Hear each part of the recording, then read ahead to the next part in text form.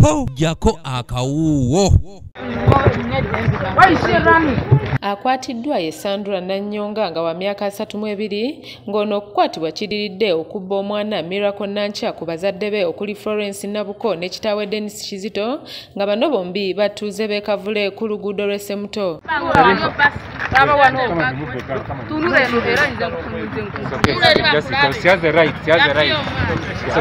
Nanyonga okubba omwana ono kigambibwa nti yasoose kukola mukwano ku maama w'omwana ono era okukakana nga musabye bagende bonna ku dduuka ate naye kiyakoze wabula ono n'atakomawo. Ne bamuwa ku lwendo lw'amazzi ne bamuwaako akatunda ng'atu afuse like a family friend kuba omukyalo nanyini mwana mukyala mulokole bamenyebwa mangu emitima buli yazze nga yeetaaga obuyambi aba amusembeza.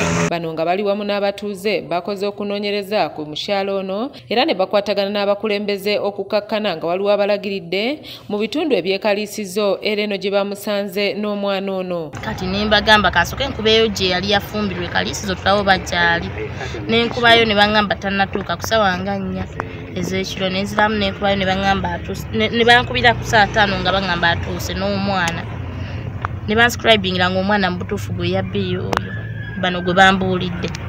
Kati awo ne tutandika ekirekubo ne mbayita bano ne basinkana nabadde wano mu Kiteezi kinabadde nzize nga nabyenzisa okukola. Nabuka agamba nti olwatuuse ekaliisizo Nanyonga n'abategeeza ng'omwana ono bwali ow'ebwoya kyokka nga talina kintu na kimu kimwogerako era okukakana nga bamuyozeyoze yogayoga ku poliisi y'e Matugga gye yaddiriza omusango guno. Ne batuwa ennamba y'omukyala, omukyala twamugye Kiteezi n'atutwala paka ku luggi era twasuze mukulu nga tutambula paka mu Masaka n'atutwala paka ku luggi lw'omubbi oyo era omwana wange musanze akaaba.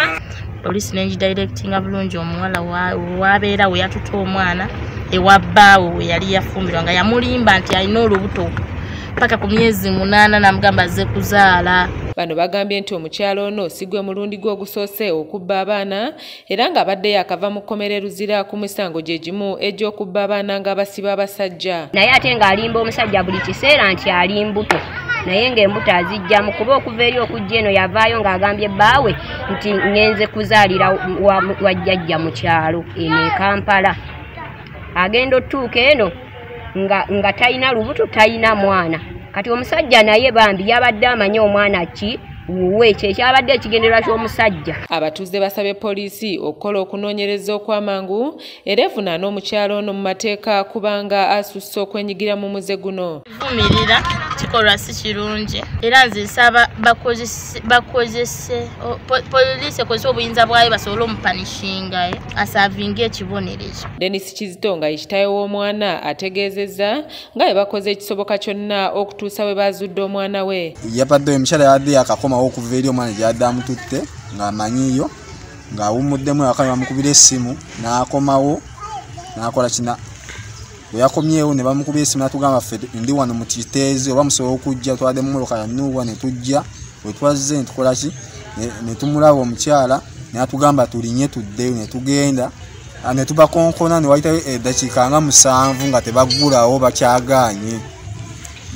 Omusirikale omu n'agamba nzo neerabidde nze tomanyi ne baggulawo awo ne baguddeyo ne tukola ki ne tuyingira mu nnyumba ne bakwata omusajja. Abakulembeze nga bakulembeddwamu mmeeya w'eggombolola y'Egombe Ronald Kasirivu basabye abazadde okubeera abeegendereza eri abaana baabwe okusobola okwewala abantu nga bano. Tusiba tukyogera nti twongere okufaayo okulaba nga eriiso libeera ku mwana buli wabeera buli wadda gy'asomera nabaani babeera nabo n'obutesiga buli muntu.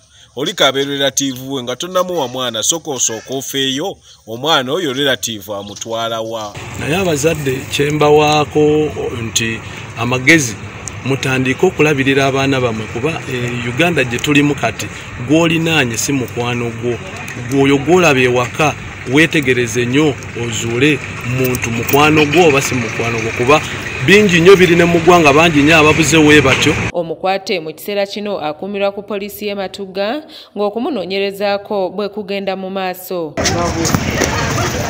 Ajay Samuel yakusakidde eggulire lino ku lwa ABS Television. Era namugamba azze kuzaala era batugambye nazaala wabadde nga muweereza emmere n'eddagala ng'akole ki alye anywe omwana abeere bulungi asobole okuyonsa omwana.